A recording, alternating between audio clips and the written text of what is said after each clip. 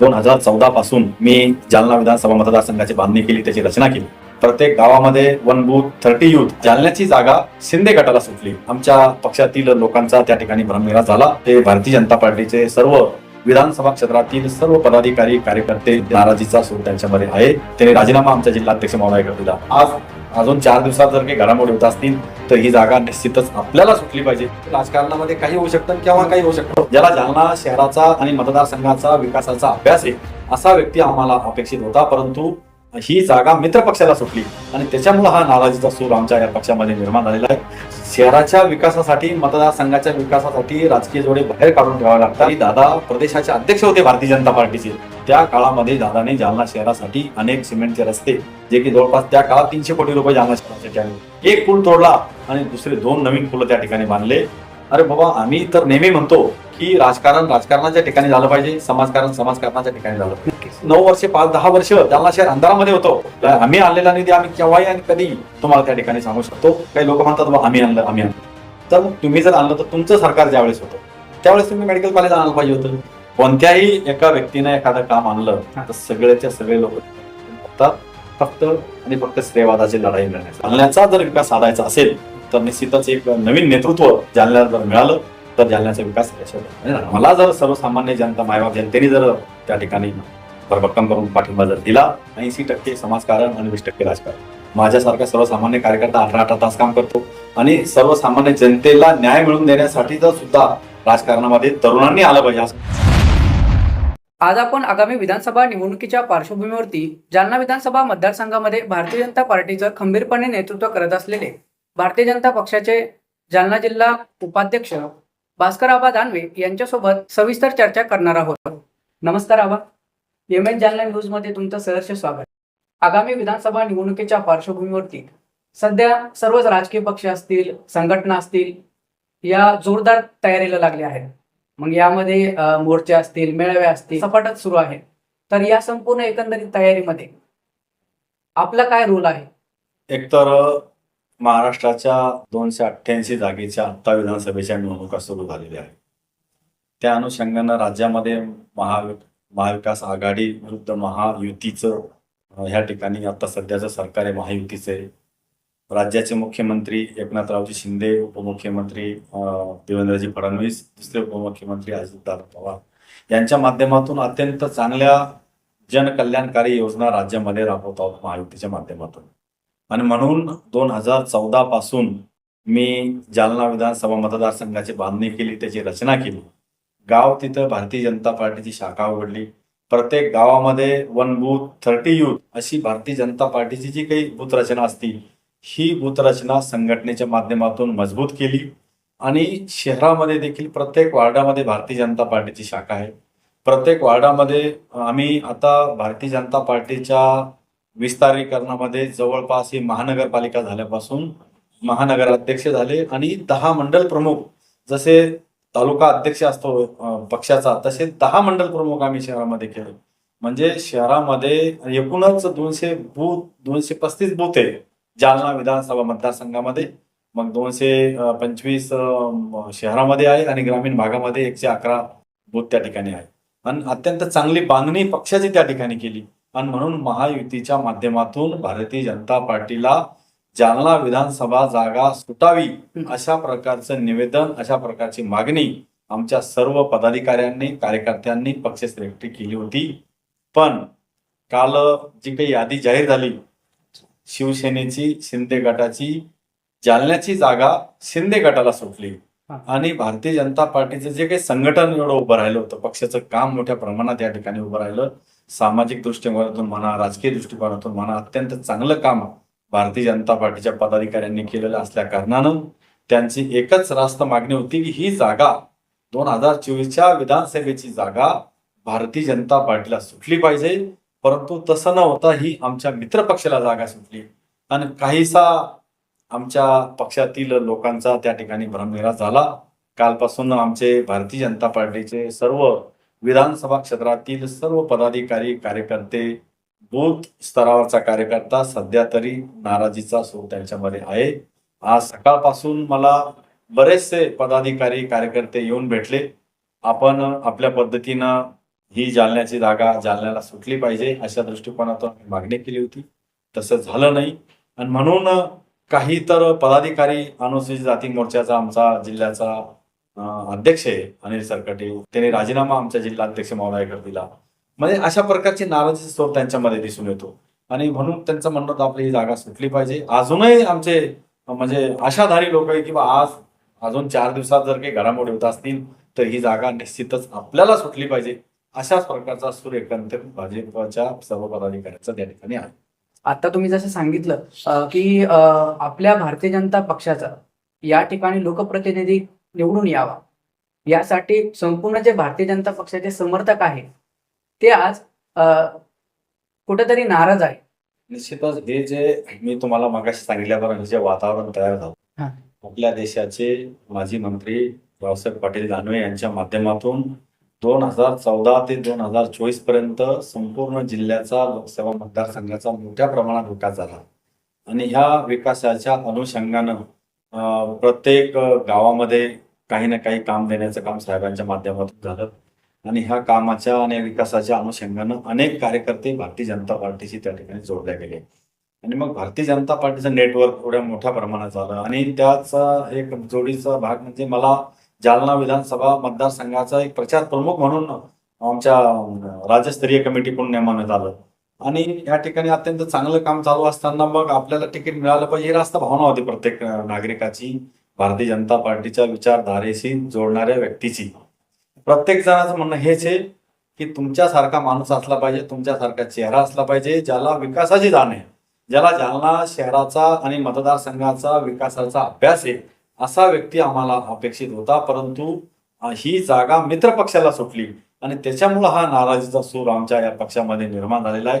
आता तुम्हाला सांगायला हरकत नाही की मला काही आमची तर 2 दिवसानंतर बैठक होणार आहे, पण मला जे काही पदाधिकारी भेटायला आले सकाळी ते त्यांचं मत व्यक्त करत होते. आमचा तालुका अध्यक्ष, नाव सांगतो मी, वसंतराव शिंदे, तर काही कार्यकर्ते म्हणले की बा काका तुम्ही बोला, तुमच्या मनातल्या भावना व्यक्त करा, तुम्ही व्यक्त व्हा, तुम्हाला काय बोलायचं ते बोला. परंतु तो व्यक्ती उभा राहिला, त्याला त्याच्या तोंडातून शब्द काढता येईल. त्याचं कारण असं होतं की त्यांनी केलेली संघटना, त्यांनी काढलेल्या भारतीय जनता पार्टीच्या शाखा, 1 booth 30 जसं मगाशी तुम्हाला सांगितल्याप्रमाणे पक्षाचं नेटवर्क मोठ्या प्रमाणात वाढलं आणि आम्हाला सर्वांना अपेक्षा होती की ही जागा भाजपला सुटल्याशिवाय राहणार नाही आणि अचानकपणानं एक बॉम्ब पडल्यासारखं झालं लोकांना आणि मित्र पक्षाला जागा सुटली. म्हणजे भ्रमनिराश झाला आमचा. आम्हाला असं खात्रीशीर वाटायचं की जागा आपल्याला सुटणार आणि म्हणून आता पक्षाचे कार्यकर्ते तर अक्षरशः त्यांना अश्रू अनावर व्हायला लागले, त्यांच्या भावना व्यक्त होत नव्हत्या आणि न बोलता पुन्हा ते खाली बसले. आता मला जालना शहरातल्या अनेक उद्योगपतींची फोन की हिंदी भाषिक उद्योगपती, त्यांनी सांगा आबा साहब ये जगह तो आपने भी छूटने वाली थी, क्या बात है, क्यों नहीं जगह छूटी. तर मी त्यांना सांगितलं की 288 जागाचा विषय असतो हा आणि ह्या 288 जागामध्ये भारतीय जनता पार्टी आहे, शिवसेना आहे, राष्ट्रवादी, अजितदादा गट आहे आणि म्हणून पुन्हा एकदा या महाराष्ट्रामध्ये युतीचं सरकार आलं पाहिजे, युतीचा मुख्यमंत्री, दोन्ही उपमुख्यमंत्री झाले पाहिजे. म्हणून काही ना काहीतरी तडजोड करण्याच्या भूमिकेतून कोणी 2 पाऊल मागे झाला पाहिजे किंवा 2 पाऊल पुढे गेला पाहिजे अशा भावनेतून ही महायुती या ठिकाणी जोडून आली. जवळपास 250-260 जागेपर्यंतचा तिढा या ठिकाणी सुटलेला, 5-25 जागेचा राहिला असेल, 2 दिवसामध्ये ते सुटेल आणि म्हणून आता ठीक आहे, जालन्याची जागा मित्र पक्षाला सुटली, अजून अन्य ठिकाणी मित्र पक्षाला जागा सुटली, भाजपचे कार्यकर्ते नाराज, भाजपला जागा सुटली, शिवसेने नाराज. हे नाट्य हे जोपर्यंत आपल्या निवडणुकीचे फॉर्म भरणं आणि शेवटची तारीख काढण्याची असते तोपर्यंत हे नाट्य असंच चालू राहत असतं. परंतु याच्यातून प्रत्येक पक्षाचं, नुसतं भारतीय जनता पार्टीचं मी म्हणणार नाही, प्रत्येक पक्षाचं नुकसान होतं. युती झाल्यामुळे हे नुकसान होतं ही गोष्ट खरी आहे.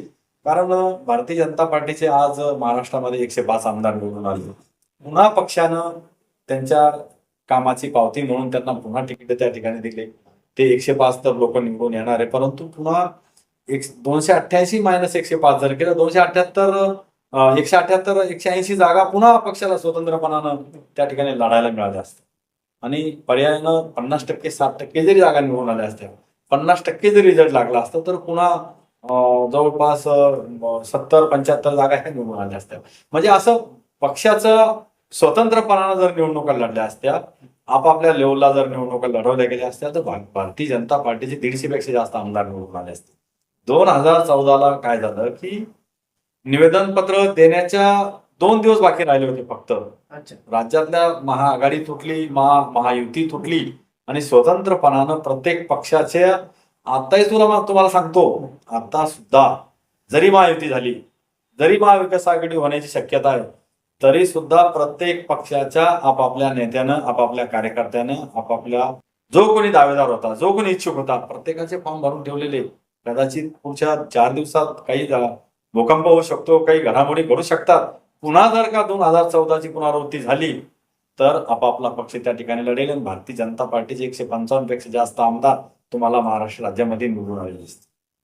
अर्थातच तुम्ही आता बोलत असताना महत्वाचं वक्तव्य तुम्ही केलं की पुन्हा एकदा 2014ची पुनरावृत्ती राज्याच्या राजकारणात होऊ शकते आणि नक्कीच इव्हन आपल्या जालना विधानसभा मतदारसंघापुरतंच नाही तर तुम्ही सांगितलं ऑल ओव्हर पूर्ण राज्यामध्ये सुद्धा या सगळ्या घडामोडी घडत आहे. तर आबा एक सांगा, आपल्या MS जालना न्यूजच्या माध्यमातून जालना मतदारसंघातील असंख्य जनता, असंख्य लोक आपल्याला पाहत आहेत.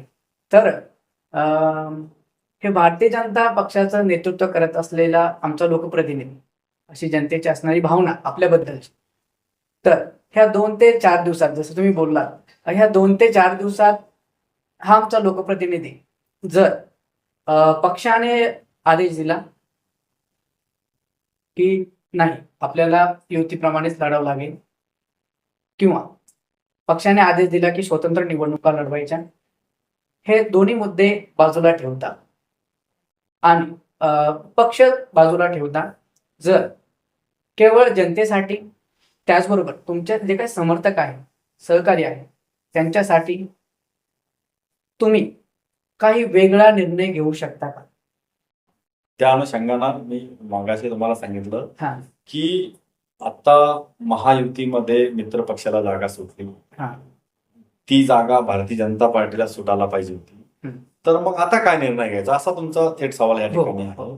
तर आता आम्ही पदाधिकाऱ्यांची बैठक घेऊ, कार्यकर्त्यांना बोलवू, त्यांची मतं जाणून घेऊ, त्यांचं म्हणणं काय आहे, त्यांचा व्हॉइस काय आहे, त्यांचा आवाज काय आहे, त्यांच्या काय भावना आहे, ह्या आम्ही जाणून घेऊ आणि ते काय निर्णय देतात हा संपूर्ण बैठकीतला जो काही मसुदा तयार होईल, हा मसुदा आम्ही पक्षश्रेष्ठींच्या कानावर टाकू.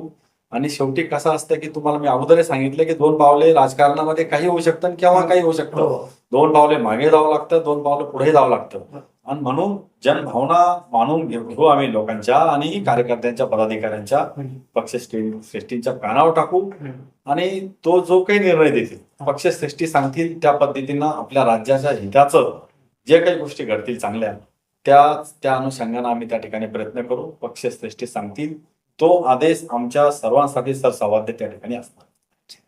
अर्थातच आबा, तुम्ही या निवडणुकीच्या संदर्भात आणि जालना विधानसभा मतदारसंघातील उमेदवारीच्या संदर्भात अगदी मनमोकळेपणाने आणि अगदी दिलखुलासपणे तुम्ही ज्या काही गोष्टी आहे आणि तुमच्या कार्यकर्त्यांच्या भावना तुमच्यापर्यंत पोहोचल्यात, त्या तुम्ही आमच्यासोबत शेअर केल्या.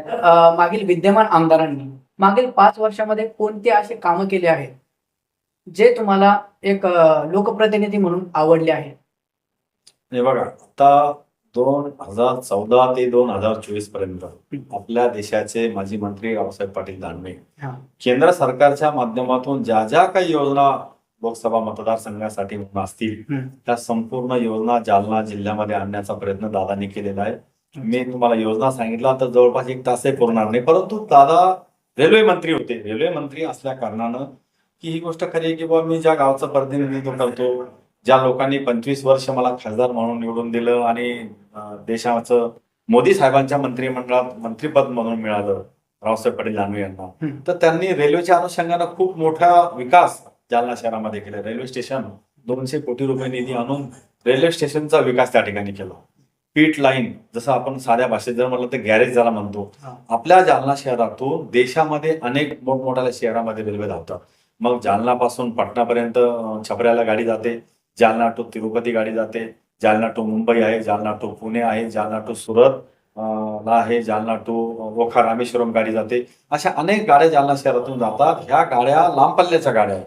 36 घंटे त्या गाड्यांचा प्रवास होतो. त्या गाड्या परत आल्याच्या नंतर त्याची वॉशिंग झाली पाहिजे, ग्रीसिंग झाली पाहिजे, अशा मेंटेनन्स झालं पाहिजे. यासाठी पीट लाईन 100 कोटी रुपयाचं पीट लाईन केलं. 200 कोटी रुपयाचं रेल्वे स्टेशनचं काम त्या ठिकाणी चालू आहे. आणि दादांनी पुन्हा मनमाड ते नांदेड पर्यंत ते इलेक्ट्रिफिकेशनचं काम केलं. आम्ही जालनेकरांनी कधी काळी कोळशावरची रेल्वे आम्ही पाहिलेली आहे. त्याच्यानंतर डिझेलमध्ये रूपांतर झालं. कोळशाचं रूपांतर डिझेलमध्ये झालं. डिझेलची रेल्वे आम्ही पाहिली. आणि आता लेटेस्ट मध्ये तुम्ही इलेक्ट्रिकलवर चालणारे रेल्वे दादांच्या माध्यमातून आपण त्या ठिकाणी बघतो. म्हणजे दादा मंत्री होते म्हणून त्यांनी मोठी कामं केली, परंतु हे झालं केंद्र सरकारच्या माध्यमातून केलं. राज्य सरकारच्या माध्यमातून ज्या प्रमाणात कामं व्हायला पाहिजे आपल्या या जालना विधानसभा मतदारसंघामध्ये, तशी मोठी कामं या ठिकाणी मला तरी वाटतं की अशा मोठ्या कामं या ठिकाणी झाली नाही. आणि जर काही केली असतील तर ज्यांनी केली असेल ते सांगतील, परंतु आम्ही काय कामं केलं हे मात्र आम्ही तुम्हाला त्या ठिकाणी सांगू शकतो की जालना विधानसभा मतदारसंघामध्ये जरी केंद्र सरकारचं नसलं तरी दादा प्रदेशाचे अध्यक्ष होते भारतीय जनता पार्टीचे. त्या काळामध्ये दादाने जालना शहरासाठी अनेक सिमेंटचे रस्ते, जे की जवळपास त्या काळात 300 कोटी रुपये जालना शहरासाठी आणले, सिमेंटचे रस्ते केले. इंग्रजकालीन ब्रिटिशाच्या काळामधला एक पूल होता जालना शहरामध्ये, लोखंडी पूल होता, ज्याला लोखंडी पूल म्हणायचे, आणि 100 वर्ष उलटून गेले होते, ज्याला ममादेवचा पूल होता. जर समजा तो पूल तोडला नसता आणि नवीन पूल जर बांधले नसते तर त्या ठिकाणी काही मोठा ऍक्सिडेंट झाला असता. म्हणून एक पूल तोडला आणि दुसरे 2 नवीन पूल त्या ठिकाणी बांधले. हे राज्य सरकारच्या माध्यमातून आपल्या राज्याचे उपमुख्यमंत्री, सध्याचे ते मुख्यमंत्री होते त्या काळात, दादांनी त्यांच्याकडनं 15 कोटी रुपये आणून या 2 पुलाची निर्मिती केली. असे अनेक प्रकल्प जालना शहरामध्ये दादांनी म्हणजे केंद्र सरकारच्या माध्यमातून मोठ्या प्रमाणात निधी आणला. राज्य सरकारच्या माध्यमातून देखील मोठ्या प्रमाणामध्ये निधी आपण जालना शहरामध्ये आणलेला आहे. आम्ही आणलेला निधी आम्ही केव्हाही आणि कधी तुम्हाला त्या ठिकाणी सांगू शकतो. मग त्या ठिकाणी श्यामाप्रसाद मुखर्जी नावाचं एक मोठं उद्यान होतं, त्या उद्यानाचं डेव्हलपमेंट करण्यासाठी सुद्धा मोठा निधी आपण त्या ठिकाणी आणला. असे अनेक निधी आपण राज्य सरकारच्या माध्यमातून आणले. जालना शहराच्या पाणी पुरवठ्यासाठी सुद्धा दादांनी मागच्या काळात निधी आणला. हे पददिव्याच्या संदर्भानं मी पेपरला तुम्ही वाचला असेल मागच्या कालखंडामध्ये की कधी काळी 9 वर्षे 5-10 वर्ष जालना शहर अंधारामध्ये होतं.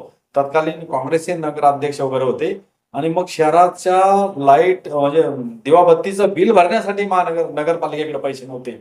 आणि दादांनी केंद्र सरकारच्या माध्यमातून जो काही सोलापूर ते धुळे रस्ता नॅशनल हायवे चालला होता, एक पाईपलाईन थोडीशी डॅमेज झाली होती त्याच्यामध्ये, तर 12 कोटी रुपयाचा निधी तिच्यातून तयार केला आणि अर्धे पैसे लाईट बिलचे भरले. आणि जालना शहराच्या लोकांना त्या काळातली जी कोणती दिवाळी आली असेल तर दिवाळीला लाईट लागली होती. अशा प्रकारचे केंद्र सरकारच्या माध्यमातून दादांनी निधी आणला. राज्य सरकारच्या माध्यमातून देखील मोठ्या प्रमाणामध्ये निधी आणून जालना शहराचा आणि मतदारसंघाचा विकास करण्याचा प्रयत्न मागच्या कालखंडामध्ये दादांनी केलेला आहे. राज्य सरकारच्या माध्यमातून जो काही बॅकलॉग भरून राहिला असेल, निश्चितच आमच्यासारखे जर लोक त्या ठिकाणी आले तर हा बॅकलॉग त्या ठिकाणी भरून निघल्याशिवाय राहणार नाही. माझा प्रश्न असा होता स्पेसिफिक त्याबद्दल, म्हणजे एखादं असं काम की लोकप्रतिनिधी म्हणून विरोधक आहे पण हे काम 5 वर्षात चांगलं केलं, असं कोणतं एखादं काम आहे का? तुम्हाला सांगू का, काय असतं माहितीये का, एका शहरामध्ये 4-4 पार्ट्या असतात, 4-4 पक्ष असतात. हो. कोणत्याही एका व्यक्तीने एखादं काम आणलं तर सगळेच्या सगळे लोक त्याच्यावर तुटून पडतात, फक्त आणि फक्त श्रेयवादाची लढाई मिळण्यासाठी. वा हे मी आणलं, तो म्हणतो मी आणलं, तो म्हणतो मी आणलं, अशा प्रकारची लढाई असते. अरे बाबा, आम्ही तर नेहमी म्हणतो की राजकारण राजकारणाच्या ठिकाणी झालं पाहिजे, समाजकारण समाजकारणाच्या ठिकाणी झालं. नक्कीच. शहराच्या विकासासाठी, मतदारसंघाच्या विकासासाठी राजकीय जोडे बाहेर काढून ठेवावे लागतात आणि त्या ठिकाणी विकासाची कामं खेचून आणावी लागतात. पश्चिम महाराष्ट्रातलं उदाहरण घ्या, तिकडचे लोक सगळे राजकीय मतभेद बाजूला ठेवून आपल्या मतदारसंघासाठी, आपल्या शहरासाठी कसा मोठ्या प्रमाणात निधी आणता येईल आणि आपल्या शहराचा चेहरा विकासाच्या माध्यमातून कसा बदलता येईल, अशा प्रकारचा प्रयत्न ते करतात. आता इथं जर कोणी पैसे आणले असतील तर तुम्ही त्यांचा इंटरव्ह्यू घेणार आहात, त्यांनाच विचारा की असं कोणतं मोठं काम तुम्ही केलं की सर्वसामान्य लोकांच्या नजरेमध्ये ते भरेल. त्यांना विचारा आणि ते जनता ऐकेल, ते पाहिजे जनता तुमच्या इंटरव्ह्यू त्या ठिकाणी, ते सांगतील ना कोणतं काम केलं. नेमकं आम्हा जालनाकरांसाठी मेडिकल कॉलेज आणलं कोणी? हे बघा, आता मेडिकल कॉलेजचा तुम्ही विषय काढला. आता राज्यामध्ये सरकार महायुतीचं सरकार आहे, बर, केंद्रामध्ये भारतीय जनता पार्टी आणि महायुतीचं सरकार आहे. मग अशा प्रकारचा मोठा प्रकल्प, अशा प्रकारची मोठी योजना, मेडिकल कॉलेज सारखा प्रकल्प जालना शहरामध्ये येतो. ही देशाची पॉलिसी. देशभरामध्ये मेडिकल कॉलेजेस आपण आता आणले. मागच्या वेळेस 10 मेडिकल कॉलेज राज्यामध्ये आले. हे नरेंद्र मोदी सरकारने हे कॉलेजेस त्या ठिकाणी मंजूर केलेले आहेत. हा ठीक आहे, काही लोक म्हणतात बा आम्ही आणलं. तर मग तुम्ही जर आणलं तर तुमचं सरकार ज्यावेळेस होतं त्यावेळेस तुम्ही मेडिकल कॉलेज आणायला पाहिजे होतं. इथं महायुतीचं सरकार आता आहे. केंद्रामध्ये सरकार भारतीय जनता पार्टी महायुतीचं आहे. राज्यामध्ये भारतीय जनता पार्टी महायुतीचं सरकार आहे. तर ह्या सरकारच्या काळात मेडिकल कॉलेज आणण्याचं काम कोण करू शकतं? तुम्हीच आम्हाला सांगितलं पाहिजे. तर त्यांनी सांगितलं की आम्ही विधानसभेमध्ये या संपूर्ण गोष्टीचा पाठपुरावा केला, पण कालांतराने सत्ता परिवर्तन झालं आणि जे सरकार नव्याने स्थापन झालं त्यांनी आमचा असणारा अहवाल आहे, आमची असणारी मागणी स्थगित केली आणि परत या संपूर्ण प्रोसेस चालू झाल्या. त्यामुळे ते श्रेय घेत आहेत मेडिकल कॉलेजचं. आणि जसं की तुम्ही सांगितलं केंद्रात भारतीय जनता पक्षाचं आणि युतीचं सरकार आहे. त्याचबरोबर राज्यात सुद्धा आणि इव्हन त्या दिवशी घनसावंगीला मुख्यमंत्री एकनाथ शिंदे साहेब आले होते. त्यांनी सुद्धा जाहीर सभेमध्ये जसं की तुम्ही आता सांगितलं त्याच पद्धतीने स्पष्टीकरण दिलं. तर मग हा जालनेकरांचा असा प्रश्न आहे, हा तुमच्या माध्यमातून एका वाक्यात त्या संदर्भात उत्तर द्या की हे मेडिकल कॉलेज नेमकं आणलं होतं.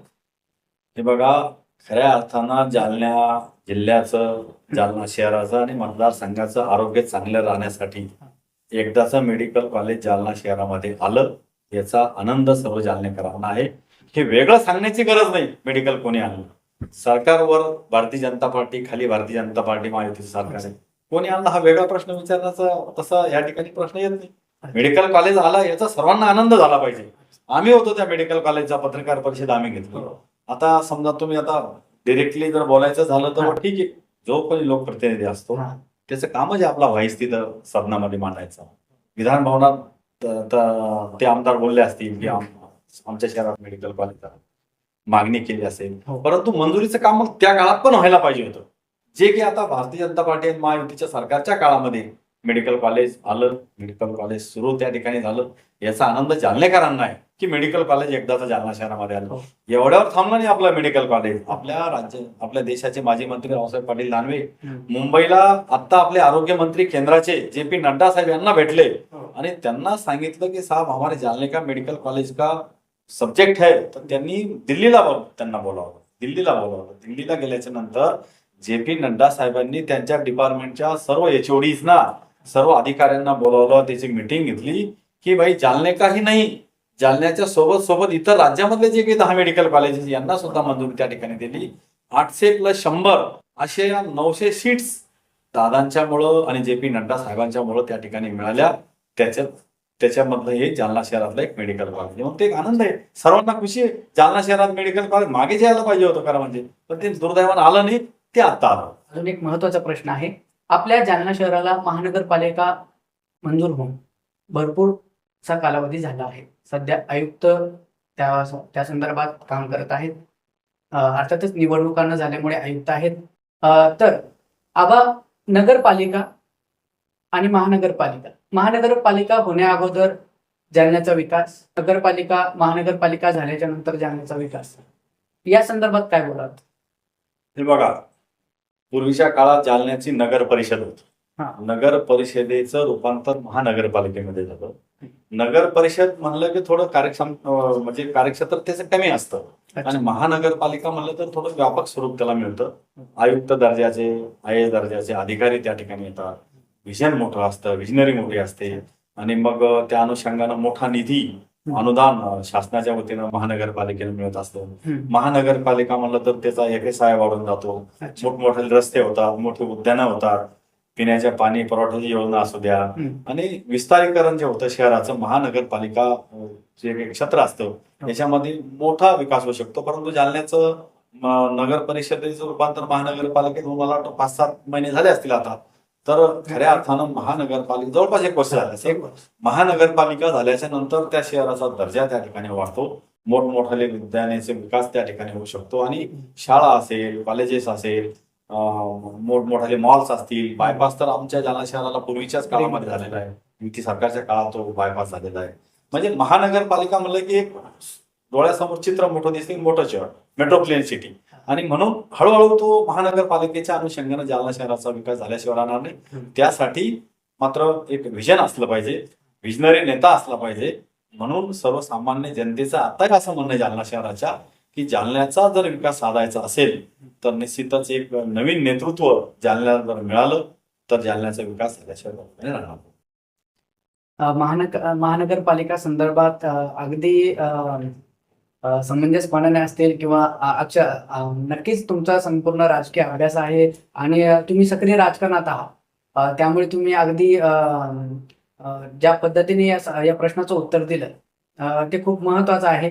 कारण या अगोदर सुद्धा आम्ही आपल्या जालना विधानसभा मतदारसंघातील राजकीय नेत्यांची 1 to 1 मुलाखत घेतली, या संदर्भात चर्चा केली की नगरपालिका आणि महानगरपालिका यातील अंतर वगैरे विचारलं, काय बदल झाले, काय बदल होतील या संदर्भात सुद्धा चर्चा केली. जसं की महानगरपालिका येण्यासाठी आली, इव्हन महानगरपालिका आपल्या जिल्ह्याला आली, पण ती महानगरपालिका येऊ नये म्हणून विरोध सुद्धा होता. नाही, कसं असतं, नगर परिषद आणि महानगरपालिका जसं बरेचसे आपल्या महाराष्ट्रातले असे गाव आहे की तिथं ग्रामपंचायत आहे. तर ग्रामपंचायतीचं गावाचं व्याप्ती जर पाहिली तर तालुक्यापेक्षाही मोठी असते. परंतु मग ते टॅक्सेशनचा विषय तिथं येतो. ग्रामपंचायतच्या हद्दीला टॅक्स वगैरे कमी असतो, मग तालुका जर झाला तर टॅक्सेशन वाढेल. तसा नगर परिषद हद्दीमधला जो टॅक्सेशनचा विषय असतो आणि महानगरपालिका झाली, व्याप्ती वाढली तर टॅक्सेशन मोठं होतं. सर्वसामान्य गरिबाला ते न परवडणारं असतं. मग दुकानं असतील, घरं असतील, त्यांचं महानगरपालिकेच्या अनुषंगानं टॅक्सची आकारणी थोडीशी सवापटीनं वगैरे त्या ठिकाणी असते, म्हणून ते न परवडणार असतं. काही लोक त्याला विरोध करतात.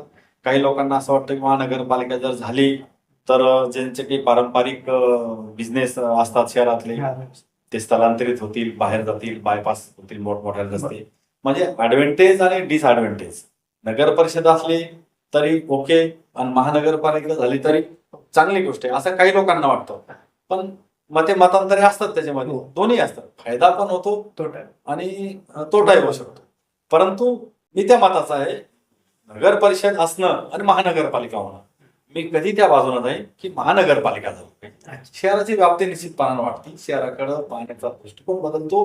आणि नाहीतर मग काय होतं, स्थलांतरित होतात लोक. आमचं जालना आहे, जालना मनपा झाली आता, नाही तर मग चला संभाजीनगरला. अनेक लोक संभाजीनगरला जातात, शाळेत मुलं टाकतात, व्यापारी तिकडे जातात, उद्योगधंदे तिकडे वाढतात. पण महानगरपालिका जर झाली तर ते दर्जा वाढतो. त्या नावातच एक मॉरॅलिटी तयार होते की महानगरपालिका जालना. आम्हाला चांगलं वाटतं. महानगरपालिका झाली तर निश्चितच सर्वांना खुशी झाली. गेल्या आठवड्यामध्ये किंवा 15-20 दिवस झाले असतील या गोष्टीला, या घटनेला. आपल्या नूतन वसाहत भागातील जी पाण्याच्या जलाशय, पाण्याची टाकी आहे, त्या ठिकाणी एक मृतदेह आढळला. तर या घटनेकडे तुम्ही कसं पाहता आणि यावरती काय उपाययोजना केल्या पाहिजे, तुम्हाला काय वाटतं या संदर्भात? खरं म्हणजे जालना शहराची लोकसंख्या ज्यावेळेस कमी असेल मागच्या कालखंडामध्ये, त्यावेळेस जालना शहरातले काही पाईपलाईन झालेल्या आहे, काही टाकी झालेल्या आहे, टाक्या आहे पाण्याच्या. ती एक विसावा नावाची टाकी तिकडं, ती जुनी टाकी, खूप जुनी टाकी.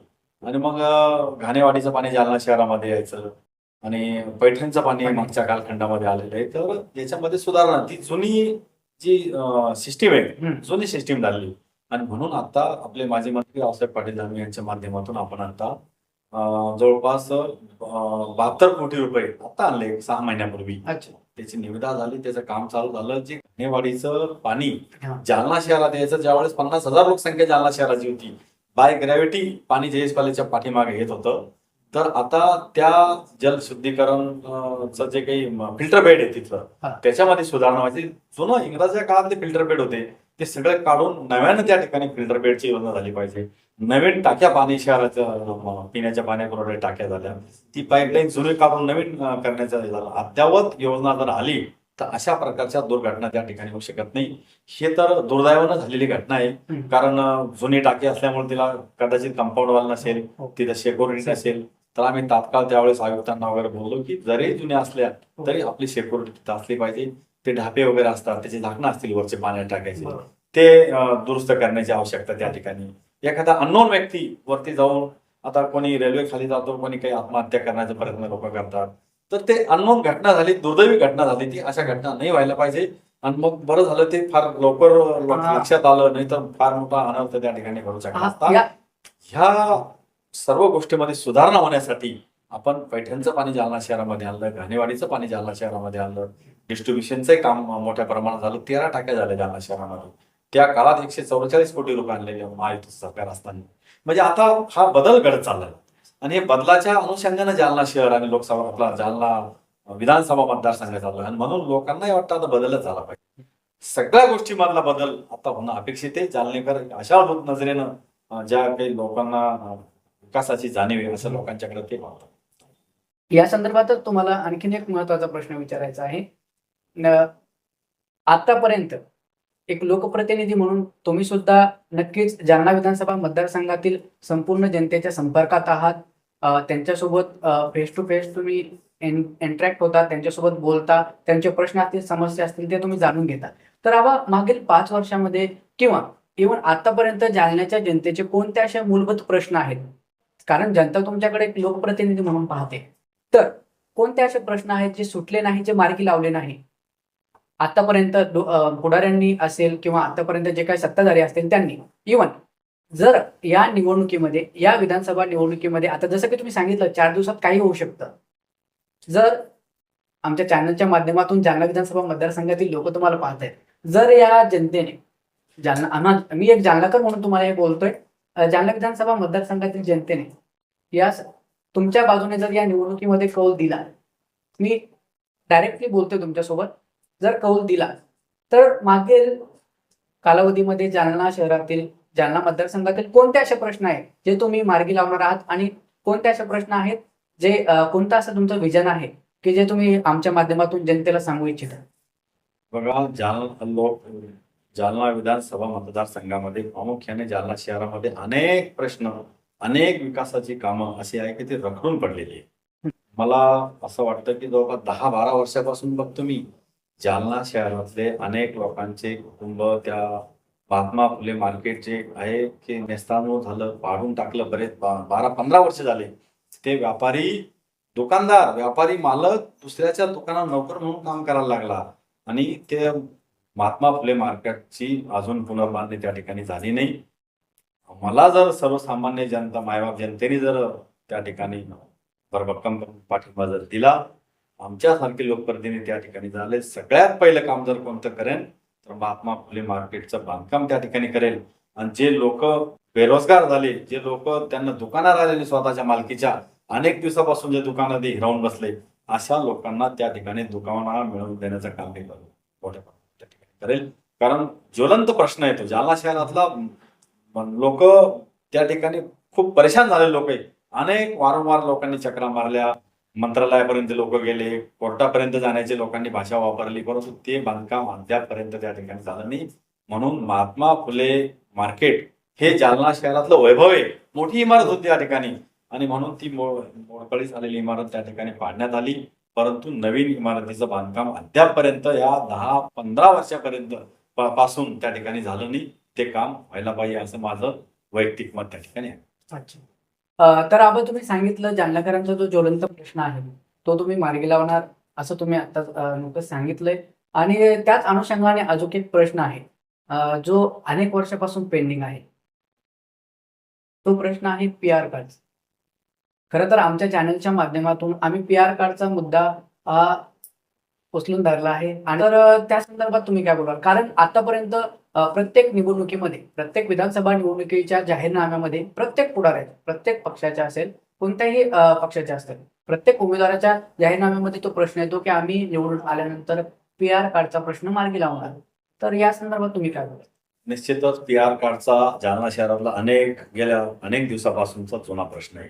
हो. मग निवडणुका येतात, मग त्यांना आमिषात दाखवलं जाते, आम्ही करून देऊ, आम्ही लोकप्रतिनिधी सांगतात असं तुमचं म्हणणं आहे. हो. पण तो ज्वलंत प्रश्न आहे. सर्वसामान्य जनतेमध्ये जागरूकता सुद्धा निर्माण झाली पाहिजे. कधी काळी समजा जुन्या काळात त्यांनी प्लॉट घेतले असतील, तिथे हो. घरदार बांधले, गोरगरीब जनता त्या ठिकाणी राहते आणि त्यांच्या स्वतःच्या मालकीचं ते घर नसतं. जोपर्यंत प्रॉपर्टी मालपत्ता पत्रक बनत नाही तोपर्यंत त्या घराचा मालक तो होत नाही. एखाद्याला बँकेचं 2 लाख, 1 लाख, 5 लाख जर लोन घ्यायचं असेल किंवा कर्ज घ्यायचं असेल तर त्याला ते बँक तारण देत नाही. आणि म्हणून PR कार्डचा हा ज्वलंत प्रश्न आहे. हा प्रश्न मार्गी लावण्यासाठी त्याला वेळ द्यावा लागतो. लोकप्रतिनिधीला त्यांच्याकडे वेळ असला पाहिजे. माझ्यासारखा सर्वसामान्य कार्यकर्ता 18-18 तास काम करतो. माझ्यासारख्याकडे जर अशा प्रकारचं जर लोकांनी मला आशीर्वाद दिला तर मी लोक अदालत घेईन, सर्व अधिकाऱ्यांना त्या ठिकाणी बोलवून, लोकांना बोलवून आणि एकदाचा तो प्रश्न मार्गी लावून टाकेल. हा रखडत पडलेला जुना लोकांचा एक जिव्हाळ्याचा प्रश्न आहे. खूप रेल्वे पटरीच्या पलीकडे असेल, अन्य जालना शहर इतर ठिकाणी कन्यानगर सुद्धा असतील, सुंदरनगर कन्हानगर आहे, सुंदरनगर आहे, चंदनजिरा आहे. जालना शहराच्या सर्व चारही कोपऱ्यामध्ये PR कार्डचा हा जुना प्रलंबित प्रश्न आहे. हा प्रश्न पहिल्या प्रथम क्रमांकाने त्या ठिकाणी सोडवला गेला पाहिजे असं सुद्धा मला स्वतः त्या ठिकाणी वाटतं. आणि त्या ठिकाणी आपण वेळ देऊन, लोक अदालत बोलवून, लोकांना बोलवून, अधिकाऱ्यांना बोलवून, मिटिंग्स घेऊन वगैरे तो चर्चेतून सामंजस्यपणानं तो प्रश्न त्या ठिकाणी सोडू शकतो. FSIचा विषय असतो त्याच्यामध्ये. अच्छा. काही ना काही तडजोड करून तो मार्गी लावण्याचं काम भविष्य काळामध्ये त्या तर आता आबा मी तुम्हाला शेवटचा प्रश्न विचारत आहे. सध्या राजकारणात ज्या पद्धतीने टिप्पणी, आरोप प्रत्यारोप केले जातात, आरोप प्रत्यारोप, टीका टिप्पणी हे राजकारणात ठरलेलंच, पण हे करत असताना कुठेतरी भाषेचा स्तर घसरत चाललाय.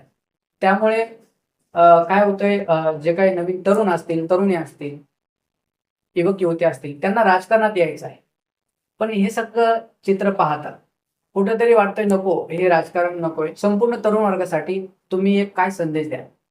निश्चितच आता अलीकडच्या काळातलं जे राजकारण चाललंय, खरं म्हणजे ते सूत्र ठरलेलं आहे. 80% समाजकारण आणि 20% राजकारण. ह्या सूत्राप्रमाणे जर चाललं तर निश्चितपणानं राजकारणाच्या माध्यमातून सर्वसामान्य जनतेची सेवा करण्याचं काम मी तरुणांना आवाहन करणार. त्या ठिकाणी अनेक तरुण राजकारणात सुद्धा आले पाहिजे. जसं कोणी IAS होतं, कोणी IPS होतं, कोणी तलाठी होतं, कोणी तहसीलदार होतं. आणि राजकारण हे असं माध्यम आहे, सर्व गोरगरिबांची सेवा करण्याचा चान्स त्या ठिकाणी मिळतो. आणि सर्वसामान्य जनतेला न्याय मिळवून देण्यासाठी तर सुद्धा राजकारणामध्ये तरुणांनी आलं पाहिजे असं मी त्यांना म्हणणार आहे. ठीक आहे, अलीकडच्या काळात तुम्ही जसं म्हणले की एकदम गलिच्छ राजकारण झालं असं तुम्हाला म्हणायचंय, हो, परंतु जो काही क्वालिफाईड पर्सन असतो, जे काही क्वालिफाईड लोक असतात, ठीक आहे, आपण राजकारणाची संधी आपल्याला मिळाली तर जनतेची सेवा करण्यासाठी तुम्ही चांगले कामं तुमच्या हातातून झाली पाहिजे, जेणेकरून विरोधक सुद्धा तुमच्यावर शिंतोडे उडवणार नाही. अशा पद्धतीचं काम राजकारणाच्या माध्यमातून जर झालं तर जे काही नवीन युवक असेल, युवती असतील, हे सुद्धा राजकारणात येण्याला येऊ शकतात. अशा प्रकारचं राजकारण त्या ठिकाणी जर झालं तर निश्चित एक प्रेरणा, एक उत्साह नवीन मुला मुलींना सुद्धा मिळून ते सुद्धा राजकारणात येऊन लोकांची सेवा करू शकतात असं माझं वैयक्तिक. तर आपण निश्चितपणे तुम्ही या संदर्भात आमच्यासोबत चर्चा केली आणि तरुणांना सुद्धा तुम्ही इतक्या चांगल्या पद्धतीने त्यांना संदेश दिला, त्यांना राजकारणात येण्याचं आवाहन केलं.